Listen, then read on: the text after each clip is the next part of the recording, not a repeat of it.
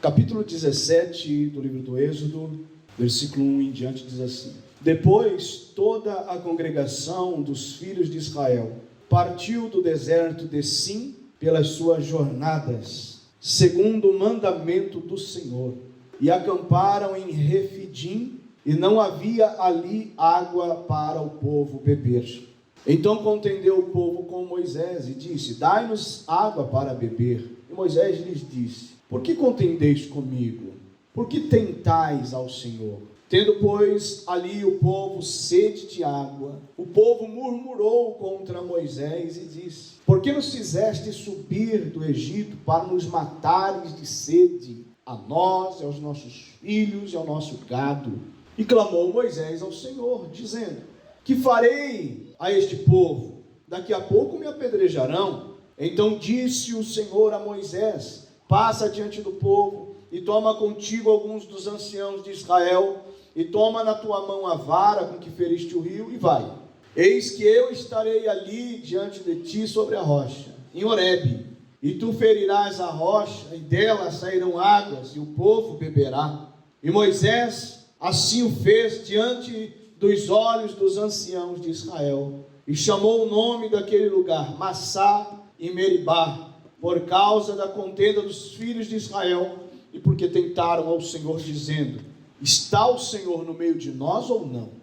A peregrinação do povo de Israel, desde a saída do Egito até a conquista da terra de Canaã, sabemos que ela se assemelha muito à peregrinação da igreja até a vinda de Jesus. Passamos por coisas por demais semelhantes àquilo que Israel passou, dificuldades que em situações, claro que em situações diferentes, mas em condições semelhantes, nós atravessamos também por muitas dessas situações complexas, porque quando falta o pão, quando falta a água, quando falta a segurança da manutenção diária, o coração do homem e da mulher se aperta e põe à prova a sua fé. Quando as coisas não acontecem da forma adequada, nós começamos a temer, nós começamos a duvidar, nós começamos muitas vezes até a murmurar.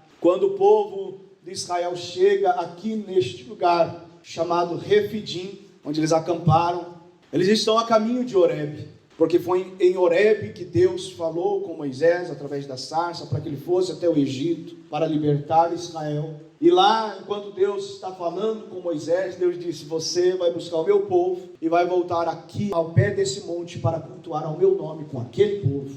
Então eles estão a caminho agora de Horebe para cultuar ao Senhor ali. E naquela chegada a Horebe é onde Deus então entregaria a lei a Moisés. Estão no trajeto do Egito até o Horebe. Israel levou cerca de 3 meses de caminhada. E aqui nós podemos dizer que eles estão no meio do caminho. Vamos colocar aqui por alto que quando eles chegam em Refidim, eles estão há 2 meses desde que saíram do Egito. Mal sabia eles que teriam ainda 40 anos para caminhar. Mas é surpreendente que apenas 2 meses eles já estão nessa condição espiritual. Eles já estão no nível de quase fazer com que Deus repita Gênesis 6:6. E arrependeu-se Deus de fazer o homem. Nós estamos falando de um povo que viu as pragas no Egito. Nós estamos falando de um povo que viu o Mar Vermelho se abrir. Nós estamos falando de um povo que viu o exército de Faraó ser morto, sem que eles precisassem levantar uma espada para lutar. Nós estamos falando de um povo que havia passado por Mara, conforme diz ainda aqui no Êxodo 15:23, chegaram lá, não tinha água, a água que tinha era amarga. Deus fez o milagre e as águas se tornaram doces e eles puderam beber da água. Nós estamos falando de um povo no capítulo 16, que agora a murmuração não era com a água, era questão com o alimento. Então Deus faz com que chova pão dos céus. E eles estão agora comendo pão. Queriam água, estão bebendo água. Queriam pão, estão comendo pão. Aí no versículo 11 do capítulo 16, a murmuração não é mais o pão, é carne. Eles queriam comer carne. Aí Deus faz vir proteína do céu e eles vão comer, conforme diz o versículo 35 do capítulo 16, eles vão comer maná 40 anos. Até chegarem, Deus vai manter o pão na mesa deles santo dia. Nós estamos falando do povo que não andava à deriva no deserto, porque Deus falou que a nuvem ia se levantar, e quando a nuvem se levantasse e caminhasse, o povo levantaria acampamento e seguiria a nuvem. Nós estamos falando de um povo que à noite eles tinham uma coluna de fogo para iluminar, para aquecer, para afugentar o mal e estar guiando eles também quando eles tinham que peregrinar à noite. É desse povo que nós estamos falando, que quando chega em Refidim, por causa de uma situação, esquecem tudo que já foi feito. A Bíblia diz que quando eles chegam em Refidim, versículo 1, não havia ali água para o povo beber. Então contendeu o povo com Moisés, e o povo tentou ao Senhor. Refidim significa lugar de descanso. Refidim significa lugar de repouso. Refidim significa lugar de sustento. Refidim significa lugar de relaxamento. Deve ter sido que eles pensaram: como pode ser um lugar de repouso, de descanso? Como é que nós podemos relaxar se não tem água? E quando não tem alguma coisa, a primeira reação é duvidar. Quando não tem alguma coisa, a primeira reação é contender, é questionar, porque vivemos por vista. Não estamos conseguindo o patamar de viver pela fé. Eu tenho que ver a água para eu ficar tranquilo. Eu tenho que ver o pão para eu ficar tranquilo. Eu tenho que ver a carne para eu ficar tranquilo. Se eu não vir, eu fico com medo. Mas nós, como igreja, fomos chamados a viver pela fé, para nós termos confiança, não naquilo que vemos, mas naquilo que não vemos. Para termos confiança, não num Deus que se pode representá-lo através de uma imagem, mas de um Deus que é invisível. E esse povo está no lugar chamado lugar de repouso. Não deu tempo, tem que acampar. Não deu tempo de Moisés consultar ao Senhor. Não deu tempo de Deus dirigir ou instruir a Moisés para resolver esse problema. Eles já começaram a contender com Moisés e tentaram o Senhor. Por isso, no final, no versículo 7, o lugar não vai mais ser chamado Refidim, mas Massá. Porque Massá significa tentar, tentação. Tentaram a Deus. Meribá significa contenda. Contenderam com Moisés. Ou seja, por causa da aparente falta de alguma coisa, o lugar de descanso vira lugar de contenda. Eles estão no lugar da bênção, mas conseguem fazer do lugar da bênção um lugar de maldição. Transforma o lugar de paz a ser um lugar de guerra, de sossego para ser um lugar de conflito, apenas por causa de algumas atitudes. Moisés roga a Deus: que eu posso fazer, Senhor, para conter esse povo? Daqui a pouco eles vão me apedrejar. E ele estava falando isso literalmente. Então Deus entra com a providência e diz para Moisés: toma contigo os representantes das tribos. E geralmente eram os representantes das tribos que chegavam até Moisés para fazer as reclamações em nome do povo.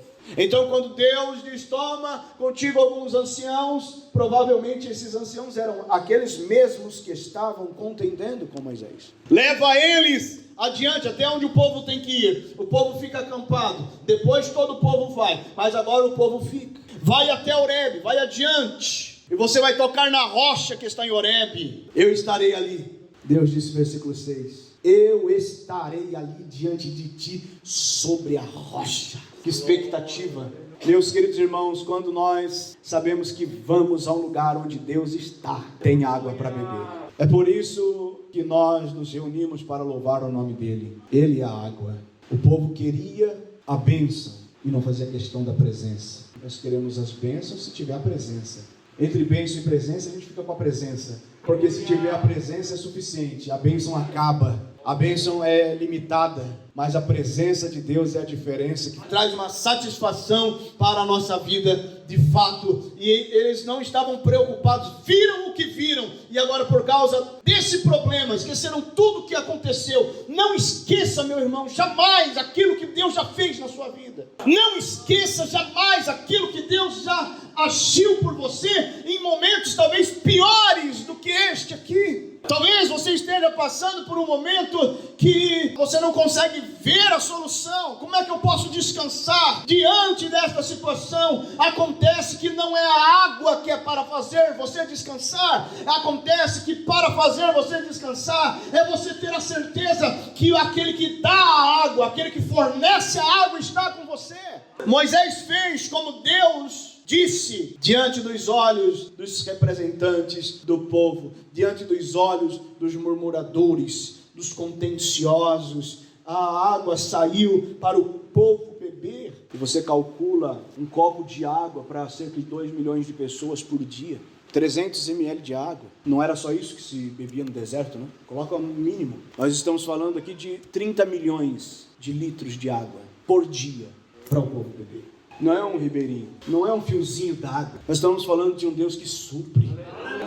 É o Deus da provisão. Não murmure, não contenda com Deus, não questione o poder de Deus. Se Deus te colocou nesse lugar que parece que não tem água, mas esse lugar é Refidim, é lugar de descanso, Deus vai agir na sua vida, de forma que Ele vai provar para você, que de fato esse lugar tem o nome que tem, não pelo lugar, mas porque Ele é Deus. Porque é melhor estar com Deus no deserto do que estar sem Deus no palácio. Parece que a coisa tinha que piorar, porque logo a Bíblia diz, a partir do versículo 8, que um povo chamado de Amalequita, descendentes de Esaú, irmão de Jacó, são primos de Israel. Povo feroz, povo cruel, povo matador, sanguinário. Eles se levantam para pelejar contra Israel ali em Refidim. Não está escrito, obviamente, mas eu quase consigo ter certeza de que Deus só permitiu esse ataque por causa do que o povo fez. Porque Refidim não é lugar de guerra, Refidim é lugar de paz. Quem provocou a guerra foi o povo. Esse povo podia acampar em Refidim e sair de Refidim quando a nuvem se levantasse em paz, se apenas tivessem confiado no Deus que tirou eles lá do Egito, no Deus que pegou o homem mais poderoso da terra na época e colocou ele numa situação de humilhação, Faraó. Confiar no Deus que fez algo inédito, incopiável, abriu o mar para o povo passar em terra seca, aleluia, nem barro ficou. É isso que Deus quer, queridos irmãos, que nós também consideremos. Nós passamos por desertos, acampamos nessa terra, porque esse lugar não é para nós. Aqui nós andamos de acampamento em acampamento, de deserto em deserto, para nós não nos apegarmos às coisas daqui. E conforme a vida vai ficando difícil, você pode perguntar, muitas vezes se questionar, por que ficam as coisas tão difíceis? É porque Deus não quer que a gente se apegue às coisas daqui. É porque Deus não quer que nós vivamos sossegados aqui. É mais uma guerra que está em andamento. E não se preocupem, não é a terceira guerra mundial. Biblicamente não. A terceira guerra mundial muito tem a ver com a Rússia, sim. Está em Ezequiel 38. A Rússia está lá, em Ezequiel 38. Mas não é esse o caso. Não vai ser dessa forma que se iniciará. A terceira guerra mundial vai ser quando a Rússia investir contra Israel. Mas Jesus falou que haveria guerras e rumores de guerras. É para nós não desejarmos isso aqui. É para nós termos desejo de ir embora daqui. Porque nós não temos que ter prazer no lugar em que príncipe do lugar é Satanás. Nós temos que estar no lugar em que não é príncipe, é rei. Aleluia, o Rei da Glória. Somos peregrinos aqui e às vezes vamos acampar em algum lugar em que não vai ter aquilo que nós achamos. Como é que eu posso descansar? Mas isso não é suficiente para mim. Está faltando alguma coisa. Falte o que tiver que faltar, mas não falte a presença de Deus. Falte quem tiver que faltar, mas não falte a presença de Deus. Vem Amaleque para pelejar contra Israel. Então Moisés diz a Josué: escolhe homens e amanhã sai a peleja contra Amaleque. Eu estarei no cume do outeiro e a vara de Deus estará na minha mão. E fez Josué como Moisés lhe dissera, pelejando contra Amaleque. Mas Moisés, Arão e Ur subiram ao cume do outeiro. Temos que lembrar aqui que Moisés é um octogenário, então não vai para a guerra. Cada um no seu devido lugar. Ele vai interceder, porque é isso que os crentes que têm mais tempo de fé e de experiência com Deus têm que fazer pelos mais novos. Interceder por eles, orar por eles, orientá-los. Não se entreguem, vocês têm que guerrear, vocês têm que ir para a peleja. Não se entreguem, vamos reagir contra o inimigo. Vamos lutar. Não se acomodem à guerra não, porque o inimigo está aí. O inimigo não quer saber, ele quer matar. Vamos interceder, vamos orientar, vamos apoiar. E eles foram à guerra, meus irmãos, porque por mais que eles saíram do Egito, a Bíblia diz no capítulo 13, versículo 18, mas Deus fez rodear o povo pelo caminho do deserto, perto do Mar Vermelho, e subiram os filhos de Israel da terra do Egito, armados. O povo saiu do Egito, não foi de mãos abanando não. Esse povo saiu com muito ouro, e saiu com muitas armas. Josué, que era um general, havia um exército, o povo tinha tudo que precisava. Nunca tinham lutado, mas Josué tinha o conhecimento das táticas de guerra do próprio Egito, e certamente estava formando pessoas para essas situações que aconteceriam. Então eles estavam prontos para a batalha. E a Bíblia diz que quando Moisés levantava a sua mão, Israel prevalecia. Quando ele abaixava a sua mão, Amaleque prevalecia. Sempre que falta oração, sempre que falta intercessão, o povo perece. A sua casa só vai perecer se você parar de interceder por ela. Você só vai perecer se você parar de orar. Enquanto nós estivermos levantando as nossas mãos e orando, Deus estará dando vitória. Aleluia, aleluia. Moisés estava cansado, Moisés era um idoso, suas mãos eram pesadas, mas estava ali Arão e Hur. Pegaram uma pedra, colocaram para Moisés se sentar, e cada um de um lado segura a mão de Moisés para cima, e o povo de Deus prevaleceu naquela batalha. E assim Josué desfez Amaleque e a seu povo ao fio da espada. Versículo 15: e Moisés edificou um altar e chamou o nome daquele altar: o Senhor é a minha bandeira. Jeová Nissi. Em pouco tempo, num lugar em que o povo achou que iria morrer de sede, daqui a pouco tinha muita água para eles beberem, além do maná e além das codornizes. Quando o povo achou que ia perecer, porque estava ali um outro povo que era um adversário preparado, acostumado na guerra, mas Israel nunca havia pelejado, e eles estavam estreando no mundo bélico. Imagina o pavor daquele povo, imagina o pavor daquelas mulheres, imagina o pavor daquelas crianças, o pavor que você possa estar enfrentando por algo que você esteja passando hoje. Mas Deus levanta intercessores, Deus levanta apoio, Deus levanta homens e mulheres para lutar ao seu lado e com você. E quando você menos espera, quando você achava que ia dar o brado da derrota, Deus faz você gritar que Ele é a tua bandeira. Porque um povo, quando lutava, só fincava a bandeira no lugar quando ele vencia a batalha. É apenas o exército vencedor que levantava o seu estandarte. E Moisés disse: se vencemos, não vencemos porque eu estava aqui. Se vencemos, não vencemos pela habilidade de Josué. Se vencemos, vencemos porque o Senhor está conosco. Quem sabe Deus está te colocando num lugar chamado Refidim. Como é que pode um lugar de deserto, um lugar sem água, ser um lugar de descanso? Isso é para Deus provar para você. Isso é para Deus nos provar que não é o lugar que faz a bênção, é nós estarmos na vontade dEle. Se Ele permitiu você estar onde você está, porque é a vontade dEle. E a obediência à vontade dEle é que faz a bênção, é que traz descanso. Deus quer consolar o teu coração nessa noite. Tem águas vivas aqui nesse lugar. Tem águas vivas aqui para acalentar a tua alma e o teu coração. É o Espírito Santo de Deus que está neste lugar.